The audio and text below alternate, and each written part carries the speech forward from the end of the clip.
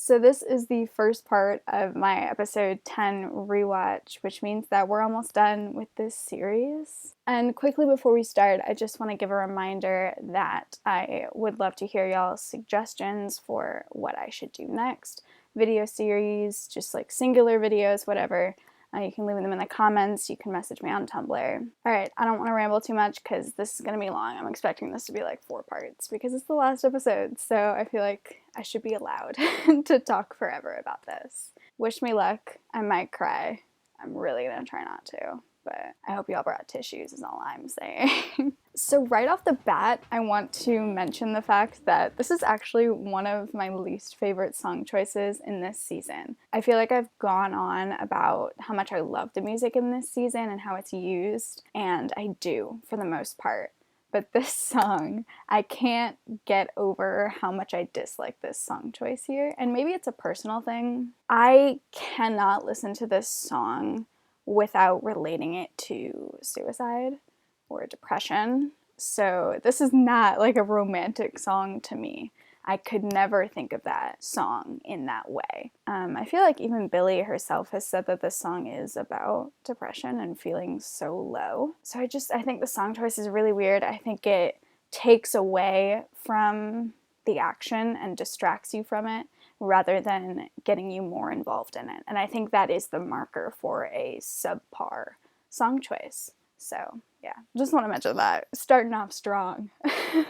I do love how the vibe completely changes once they get into David's room. It's almost comical how fast it changes, because at first Matteo is like initiating all these kisses and he's being like, he was so confident and pulling David in and making fun of him and just being goofy, and now we cut to this and his entire body language has changed. He's like biting his lip, he's super nervous and looking around, trying to kind of quickly get himself acquainted with this space that he's never been in. Everything just kind of shuts down a little bit here. And this is the third major landmark for David and Matteo's relationship, and just like in the first 2 major landmarks, Matteo gets really nervous. He got nervous in the first landmark, which was their first kiss.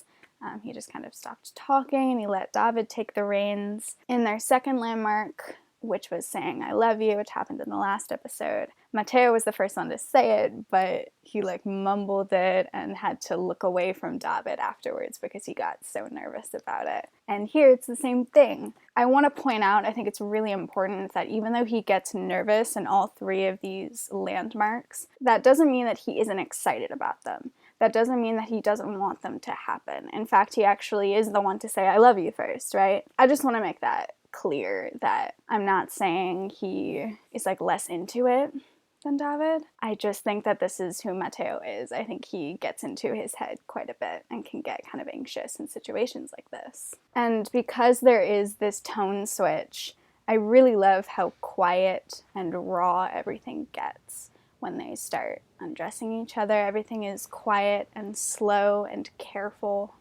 There's no music, which I really love. I love that there is this middle moment. You know, we had the first little part of this clip where they're being like super silly with each other and they're like really going for it, and there was music playing there.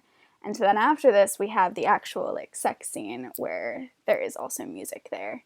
But here, there's no music, you just hear like them shuffling around, you hear them kind of like nervously laughing, and it's all just very raw, and I love this. It really builds up this sense of just like pure intimacy and trust between them, which is what this scene is about. And it builds up that trust in a way that is realistic and not super corny, which I also really appreciate. And I do feel like this is another sign of their unspoken balance, because before either one of them even mentions the fact that they're nervous, which we're going to see happen in a little bit, they both slow down here. They realize that the energy has shifted and they go with it. And they don't really have to talk that much about it because they just understand each other. And this is an extremely small detail, but I noticed it once And now every time I see this scene, I can't not see it. So after Mateo gets his shirt off, he puts his hand on David's neck at the exact same time that David puts his hand on Mateo's neck.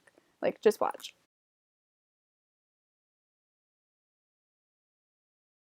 It's the exact same time. It's so exact, in fact, that I was like, wait, that can't be like both of them doing it at the same time. That has to be like both David's hands, right? No, it's impossible. It's not. Like, and I mentioned mirroring all the way back in episode 5 when they both kind of sat down at the river at the same time and in the same way as each other. And I mentioned how mirroring is kind of like a biological sign that two people are in sync with one another. And this is absolutely mirroring. There is mirroring throughout this episode that I'm excited to talk about. Yeah, I really like how they're laughing here. You can tell that they're very comfortable with each other, which is, you know, how you should feel when you're about to do this with someone. I think this is probably like everyone's favorite part of this clip, or maybe I'm just projecting, but this is my favorite part. Mateo saying that he is excited / nervous. I'm not a native German speaker, but I know that that word can mean both things, which I think is super cool that there is a word that exists in German that connects those two and marries them, because I feel like there are so many circumstances in which you are nervous, but you are also excited. So I wish English had a word that was like that. And maybe there is. Maybe I'm just dumb. Maybe I can't think of it. And this is just so realistic. I can't get over it. I've seen a lot of shows that are directed towards teenagers. That's kind of like my favorite genre. I'm actually just turned 20, so I'm not a teenager anymore, but I still love teen shows and coming of age stuff and things like this. But this is by far like one of the most realistic sex scenes I've ever seen, because it allows the characters to be nervous and it allows them to say that and be honest about that. And it's not like a bad thing at all, because Mateo says it and then immediately after David is like, yeah, me too. I'm also nervous and excited at the same time. This scene is telling you and telling young audiences, telling trans people that it is okay to desire someone and it's also okay to be nervous about that, especially when it's your first time. And I think that's just such an important message that gets lost sometimes. And I just think it's really special here. And once again, this absolutely shows more of that balance, right? It not only normalizes these feelings of nervousness coupled with desire, but it also shows that they are both on the same page here. Neither one of them has had sex before. Neither one of them has done anything like this before. So they're both gonna just try to figure it out together. And just like how I mentioned before, David does take a little bit of the lead here because he picks up that Mateo is shifting a little bit and shifting in tone, which mirrors what he did back in episode 4 when David kind of took the lead a little bit because Mateo stopped talking, really. But once again, super important to note that Mateo still wants this. He is not passive in this scene at all. And in fact, I think he is actually being active by telling David that he is nervous, right? I mean, he never would have done that in the beginning of the season with Sarah. He would always either completely stay silent about his feelings and just not let himself talk at all, or he would use his words, but only to like get out of situations with Sarah. He would lie. He would tell these little white lies in order to get out of specifically like sexual situations with Sarah, right? So this is him being active. Him being nervous doesn't mean that he's being passive. So I want to make that super, super, super clear because I think it's really important. Mateo is kind of a nervous, anxious person, but he is not regressing here. This is not that at all. And then, of course, I have to talk about the song. So this is For the Last Time by Dean Lewis, and I'm going to go through 2 specific chunks of lyrics, one after the other. So the first is, I heard somebody knocking at the door, and I had a drink in hand, but I was looking for something more. And to me, this imagery really reminds me of the Neon Party for some reason. I don't know. I'm not really going to go in depth about that, but it just does. And more abstractly, I think these lyrics could refer to Mateo's substance abuse as well as his just general passivity. In the beginning of the season, but then how all of that was immediately challenged as soon as he saw David for the first time. Seeing David for the first time kind of made him be like, oh shit, I've been looking for something more, haven't I? And I just saw him, and I'm not going to be able to ignore it.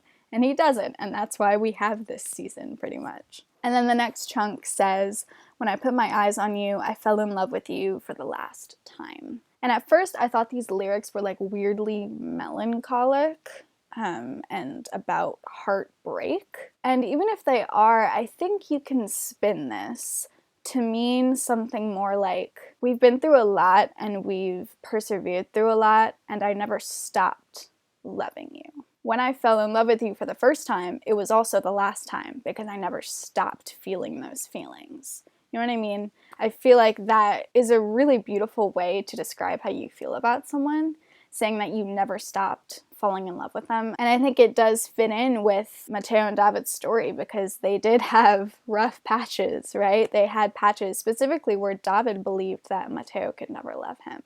So this song being here right now saying, basically, I've been in love with you this whole time, and that never stopped. I think that's really sweet. And then we have this whole montage of the actual sex scene, which is super respectful and beautiful. I don't know, I really love it. It's not very corny, at least I don't think it's corny. And I really like the coloring as well. It's completely bathed in this red light. And I don't know anything about color theory, but I feel like I can pick up on the fact that red probably means passion and love, which is very different from a lot of the scenes with Mateo and Sarah from the beginning of the season. They were like so bleak, and I didn't realize how different the coloring is between the first half of the season and the second half of the season, but holy shit, it is so different.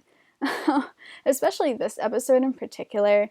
These first two clips are very warm toned, and especially here right now it's completely red. The last clip is also very red, but the beginning of the season started off with so many like cool tones, and I don't know if they colored a lot of it in post-production. I really don't know how color editing works, but they did something because it looks completely different. It looks literally desaturated. So I think that's a really cool contrast between how he feels now being with someone that he actually has these very strong feelings with, compared to trying to force himself to have feelings for Sarah. And I've heard this sentiment from so many people, and I really am just going to echo it, but like I said, this is one of the most respectful sex scenes I've ever seen, especially because it's aimed at younger audiences and teen audiences, and I think it's just really beautiful. I know you're not supposed to wear a binder during sex, but I would trade a little bit of realism for Lucas's comfort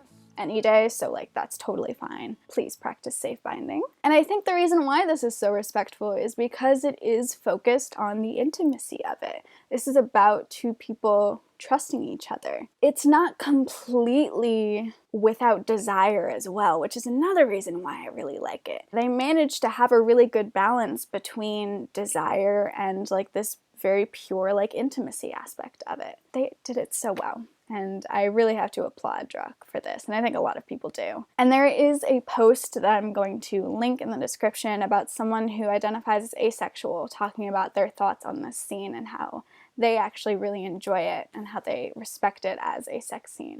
So that was a super like fascinating read, by the way. You should definitely check it out. I will link it as always. So I know my upload schedule is a little weird. You're not watching this on a Wednesday. You're watching it the day it was uploaded. But expect all of episode 10 to be out by like Monday at the very latest. That's all I can really say. I've been having some like personal issues that don't really matter. This will all be up before the weekend is over. So I will see you in part 2. Thanks for watching.